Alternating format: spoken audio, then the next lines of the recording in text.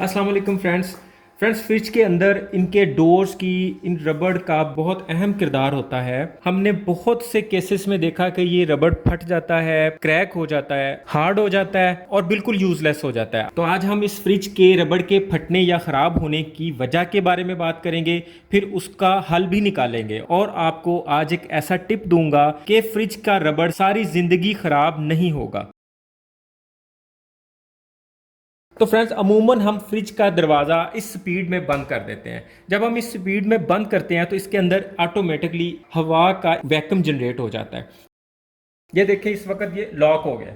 तो जब vacuum create होता है तो फ्रिज का ये रबड़ इसकी बॉडी के साथ चिपक जाता है और जब भी हम इस डोर को खोलने की कोशिश करते हैं तो वो चिपका हुआ रबड़ जब उसके साथ से उखड़ता है, बॉडी के साथ से उखड़ता है, रबड़ पे बार बार जोर पड़ता है तो रबड़ फटने लगता है। थोड़ा बहुत क्रैक का हमें बिल्कुल पता नहीं चलता, हमें तब पता चलता है जब रबड़ ज़्यादा वाला फट चुका होता है। और जब ये रबड़ बॉडी के साथ चिपक जाता है तो जब आप इसको खोलते हैं तो ये रबड़ इस प्लेट पे लगे हुए रंग को भी उखाड़ने की कोशिश करता है और पानी के लगने के साथ साथ इस जगह से रंग भी उखड़ता है, जिसकी वजह से फिर इस प्लेट पे जंग लगना भी शुरू हो जाता है। तो फ्रेंड्स मैंने आपको फ्रिज के रबड़ के ख़राब होने की वजह बताई, अब हम उसका साथ ही सोल्यूशन भी निकाल लेते हैं।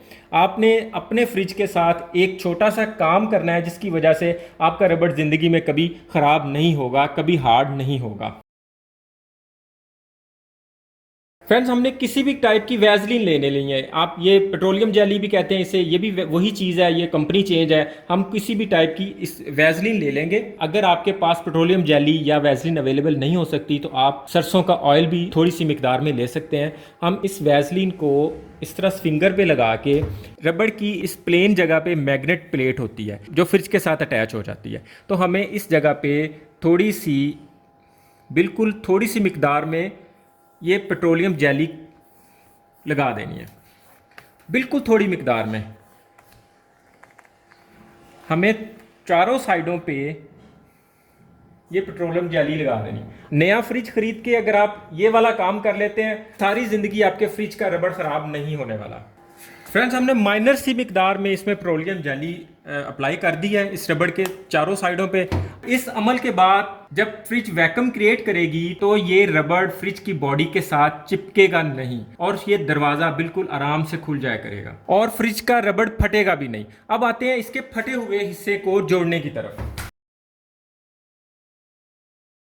फ्रेंड्स मैं अक्सर फ्रिज के रबड़ को चेक करने का बोलता हूं कि आप इसको चेक करें कि ये कहीं से फटा हुआ, कहीं से हार्ड या ख़राब तो नहीं है। तो हम लोग नॉर्मली सरसरी सी नज़र डाल के इसे चेक कर लेते हैं तो हमें ओके लगता है, लेकिन नीचे वाली जगह से छोड़ देते हैं। तो आप देख रहे हैं यहाँ से ये रबड़ इस वक्त क्रैक हो चुका हुआ है, फटा हुआ है। अब मैं आपको इसे रिपेयर करने का तरीका बताता हूँ। इसके लिए हमें रबड़ के अंदर वाले हिस्से को अच्छी तरह से साफ़ कर लेना है, ना तो उसको गीला छोड़ना है और ना ही ऑयली। साफ़ करने के बाद मार्केट से हमें इस तरह की सिलिकॉन मिल जाएगी। इसका काम ये होता है कि ये लगने के बाद रबड़ टाइप की चीज़ बन जाती है। आपने सबसे पहले अपने फ्रिज के रबड़ को चेक कर लेना है कि कितना ख़राब है। अगर वो माइनर थोड़ा ख़राब है तो ये छोटी ट्यूब ले लेनी है, अगर ज़्यादा ख़राब है तो बड़ी ट्यूब ले लेनी है, क्योंकि ये एक दफ़ा यूज़ होती है, दूसरी दफ़ा के लिए ये यूजेबल नहीं रहती। सिलिकॉन ट्यूब के साथ एक नोज़ल मिलेगी, इसको हम ऊपर से कवर उतारेंगे, इस नोज़ल को आगे से थोड़ा काट लेंगे और इस कवर के दूसरे वाले सिरे को इसके अंदर थोड़ा सा लगा के सुराख कर लेंगे और फिर उसके आगे ये नोज़ल लगा देंगे। अब हम इसे रबड़ के अंदर वाली साइड पे और जहाँ पे ये इसके साथ लगनी है उस जगह पे लगा देंगे।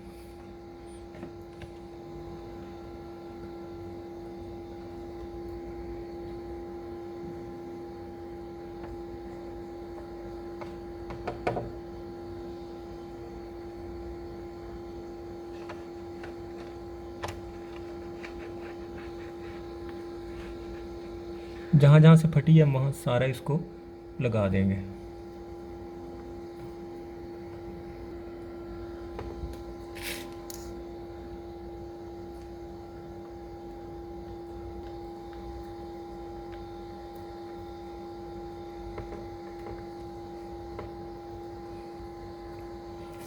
फ्रेंड्स हमने सिलिकॉन से इसको इसके साथ अटैच कर दिया है, जोड़ लगा दिया है। अगर आप देख रहे हैं कि कहीं और भी ये थोड़ा मिस हुई है, तो वहाँ पे आप इसको सिलिकॉन थोड़ी सी भर दें ताकि उस जगह से भी मामला क्लियर हो जाए।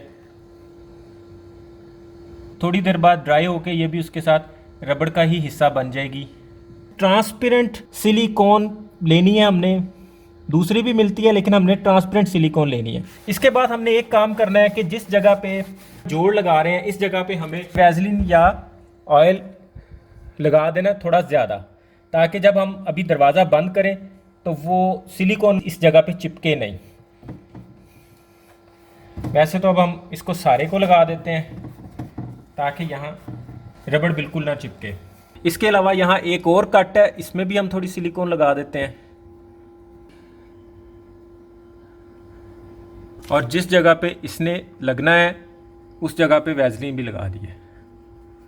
इसके बाद फ्रेंड्स हम इस डोर को बंद कर देंगे। फ्रेंड्स हमने 1 घंटे बाद फ्रिज को खोला है। फ्रिज के डोर का रबड़ इस वक्त अपनी जगह पे है, बिल्कुल रिपेयर हो चुका हुआ है। आपके केस में रबड़ बहुत ज़्यादा वाला ख़राब हो चुका हुआ है, तो आप ये पेच खोल के इस रबड़ को सारे को बाहर निकाल के इसी सिलिकॉन की मदद से दोबारा इसको पूरे को रिपेयर करके इस तरह दोबारा लगा सकते हैं।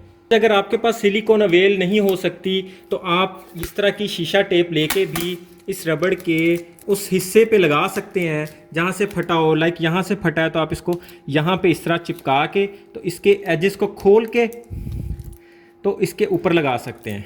सपोज करें यहाँ से रबड़ फटा हुआ था और हमने यहाँ पे पहले आपने इसको नीचे से साफ़ कर लेना है, ड्राई कर लेना है। ऊपर इसके इस टेप को इस तरह लगा के ऐसे खोल के सीधी लगा के तो बाद में छोड़ देना है। ये सिलिकॉन के बगैर भी आपका रबड़ बिल्कुल एक्यूरेट हो जाएगा। इस टेप की जगह आप कागज़ वाली मेडिकल टेप भी यूज़ कर सकते हैं। और फ्रेंड्स कमेंट्स में बहुत से लोग पूछते हैं कि टोटली रबड़ को चेंज करने का क्या तरीका है, ये रबड़ अगर हमने चेंज करना हो तो ये कहाँ से मिलेगा। तो उसके बारे में मैं कमेंट्स में भी बताता हूँ, मैं वीडियो में भी बता देता हूँ। मार्केट में किसी भी शॉप से आपके फ्रिज के मॉडल का आपको रबड़ नहीं मिलेगा। ये आपको फ्रिज के मॉडल के हिसाब से उसके आउटलेट पे जाना पड़ेगा, बुक करवाना पड़ेगा कि हमें इस मॉडल के डोर का रबड़ चाहिए। वो कंपनी से आपको उस मॉडल के डोर का रबड़ मंगवा के दे सकते हैं। इन केस अगर ऐसा नहीं मुमकिन, अगर आपको इस तरह भी रबड़ नहीं मिलता तो इसके लिए मार्केट से स्ट्रेट रबड़ मिल जाता है। वो किसी भी फ्रिज के साइज का नहीं होता, उसे फ्रिज के साइज का बनाना पड़ता है और फिर लगाना पड़ता है। फ्रिज के टोटल रबड़ को चेंज करने का तरीका और उसको उसके साइज का बनाने का तरीका मैं आपको नेक्स्ट वीडियो में इंशाल्लाह ताला दिखाऊंगा। फ्रेंड नेक्स्ट वीडियो में मैं आपको फ्रिज के जंग लगने की वीडियो के बारे में भी बताऊंगा कि फ्रिज को जो जंग लग जाता है उसको बचाने के क्या क्या तरीके हैं। मैं आपको एक तरीका करके दिखाऊंगा, उससे आपके फ्रिज को कभी भी जंग नहीं लगेगा। आज के लिए इतना ही। वीडियो को लाइक ज़रूर कर दीजिएगा। अपना और अपनों का ख्याल रखिएगा। बहुत बहुत शुक्रिया। अल्लाह हाफ़िज़।